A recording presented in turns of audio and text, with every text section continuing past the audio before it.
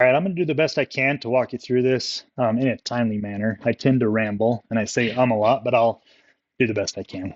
So this is just a chart. I've put it up. So if you go to lithiummachining.com, and then you will have a product on there, the iNex case processing auto drive. If you go to that product page, you'll have an Excel spreadsheet down in the product description, and you'll be able to download it and adjust the numbers in these boxes as you see fit. And so but I wanted to go over it real quick for you.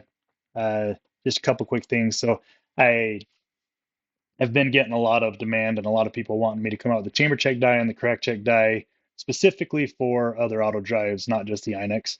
There's a few reasons why I haven't done it yet, but one of the reasons I'll cover in this. But so just know the when I factor in the price right here and the machine cost, I'm actually talking about a Mark 7 on a CP2000, but you've purchased the FW arm shell plate, hold down die, carbide trim die, drill trimmer, and all the stuff that you would buy if you just purchased an INX. And so if that seems more expensive to you than you thought, that's why. And then I will just cover the INX does include everything that's down in that list as well. Uh, but it also includes like a water jetted table, and it's powder coated, and it's got the pressure regulator on it. And I am trying to sell a machine here, so I'll let you know, like, it just comes fully assembled on your pallet. And um, anyways, it's as close to a plug and play machine as you can get. And then on the Camdex, 38,000. That's more than it is for just a Camdex, I think. It's hard to find. Not really many people know, I guess. Everyone I talked to wasn't sure how much it actually cost, but it's low 30s, like 32,000 or something like that. But then you do have to buy a Dillon and a Mark 7 just to trim it. And so, or some other kind of trimmer, but that's your best option and your cheapest option. So let's get into it. So all this stuff is very basic. Your running speed, parts per minute, and then your parts per hour. And then you're going to have your percentage of cases rejected. So this is going to be how many cases are rejected. Uh, and I mean like the cases of the problem. So if it's like a bird end case, undersized flash hole, primer pullback, ringers, ding mouth cases, cases that won't chamber, that's what I'm talking about here. All those will get rejected off the INX. Everything except for the chamber check die will get rejected off the Camdex, but that's not necessarily a stoppage on the Camdex because it's just going to cause a problem on your loader. And so the Mark 7 auto drive. So in the Mark 7 auto drive, all those stoppages or rejects are actually stopping the machine.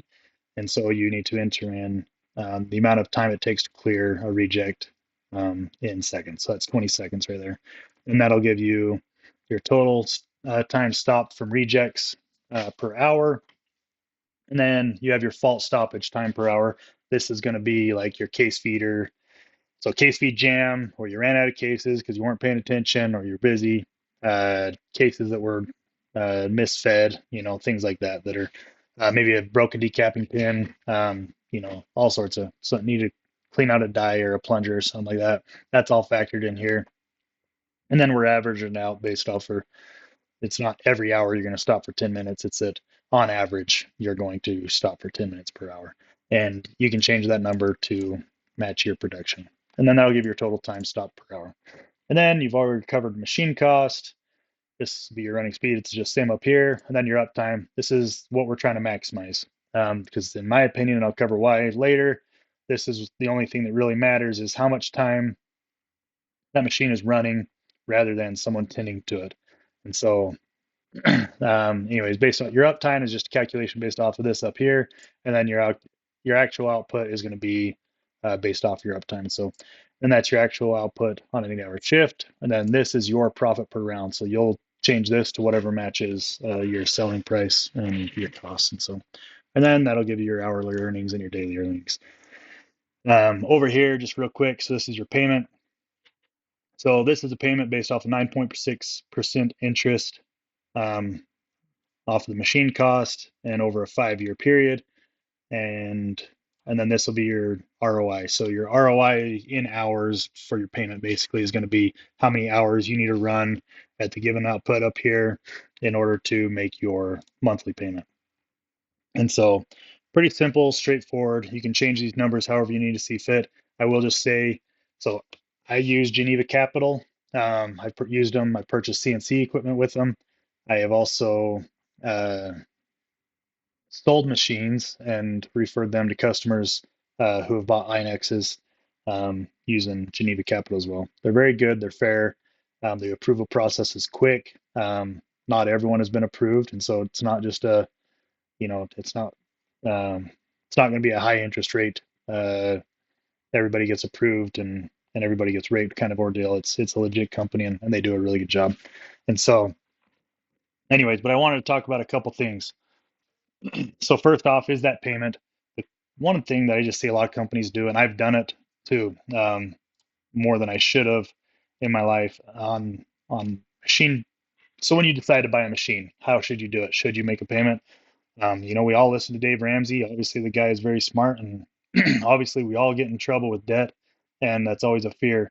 And I would honestly say, so if you are looking to purchase a machine, um, no matter how much money you got in the bank, you should always look at paying or financing it.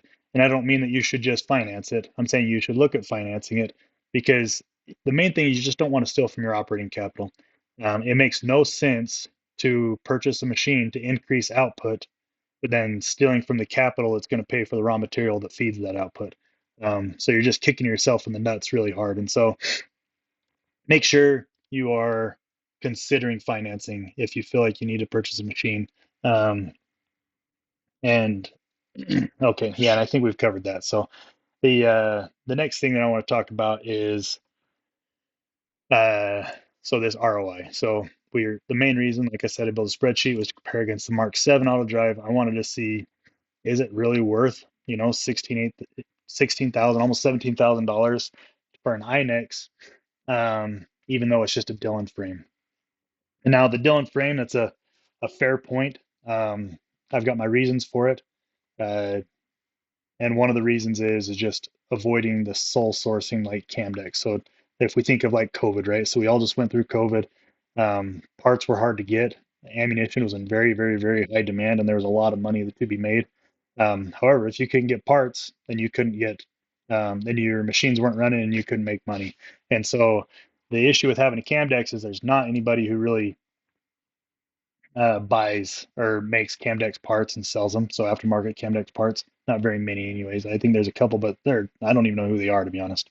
And so um, they're very hard to get, and Camdex got very far behind. And so this is just a dangerous route because you're using that sole sourcing where we rely on one supplier for parts or goods, and when he is backed up or down or whatever, you're at his mercy and you're kind of just screwed.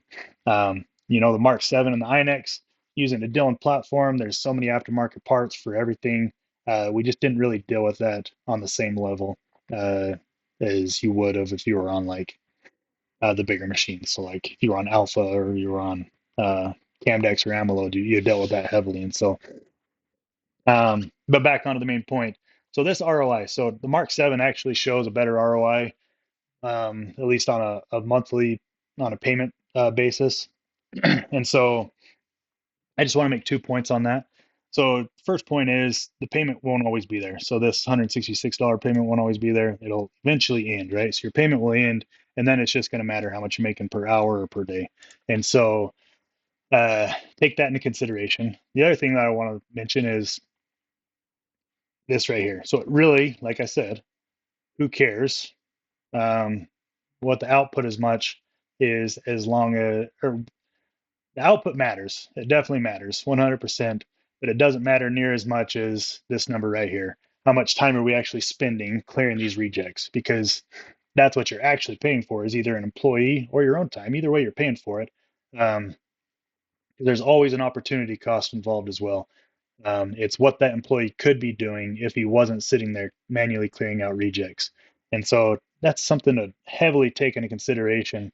And so if I've got an employee spending 15 minutes or whatever, 15 additional minutes to what he would have been doing, clearing out rejects and tending to one machine, well, that's an hour and a half a day or something like that. Hell, I suck at math. Who knows?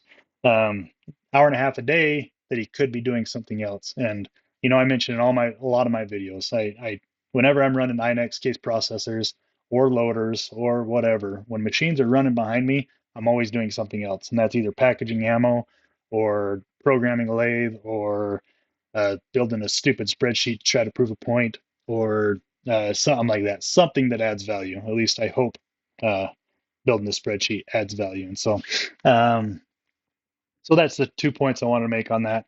The other one, Camdex. So Camdex, I included them on this um, just because I could, I guess, to compare them against it. Uh, the numbers aren't as bad as they look. Camdex is a great machine. Don't get me wrong. Don't let the spreadsheet screw you up. The Camdex is a great machine. It's got a lot of things I hate about it. I think it's outdated. I think that they were the original innovator and created a product that was absolutely needed for the industry. And then they haven't changed anything since, and it's a problem. So, uh, like I said, I think Camdex is a great machine. The cost of their parts are ridiculous, um, but I don't blame them. And what was the other thing? The sole sourcing, which we already covered, and then my biggest beef with Camdex, honestly, is the fact that I've got to purchase a Dillon anyways. It doesn't make sense to me that I have to. So I'm gonna go from a Dillon. So I was processing on a Dillon.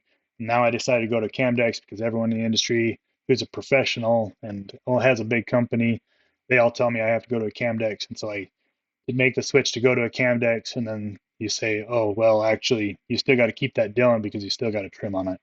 Um, most stoppages come from case feeders and case insertion shell plates. And uh, when we still have to have a Dillon, that's still more man hours that are going towards the trimmer side of things as well. And so there's just a lot of things there that, from a production standpoint, that don't make sense to me. I've done it. I've done it before because I used to own a Camdex. Camdex really needs to implement a trimmer into their own machine. I'm not sure why they haven't yet. Um, because it's all done there for you. There's already a trim die. There's already I mean, I didn't build a trimmer setup that goes for the INX. It's all something that was already done. And so, I don't know. There's my rant for a couple seconds. So, anyways, I hope you guys enjoy the spreadsheet. Again, you can find the spreadsheet, lithiummachining.com. Go to the product page, the INX case processing auto drive product page, and go to the description. This spreadsheet is available for you. Use it. Use it for your production. Hopefully, use it to justify purchasing an INX from me and and yeah, and then we'll get to know each other a lot better as we get to do business together. So, if you have any questions or comments, or if I screwed something up, or you hate something or love something, please comment. Please get to me. Yeah, let me know somehow because I like the feedback. So, thanks.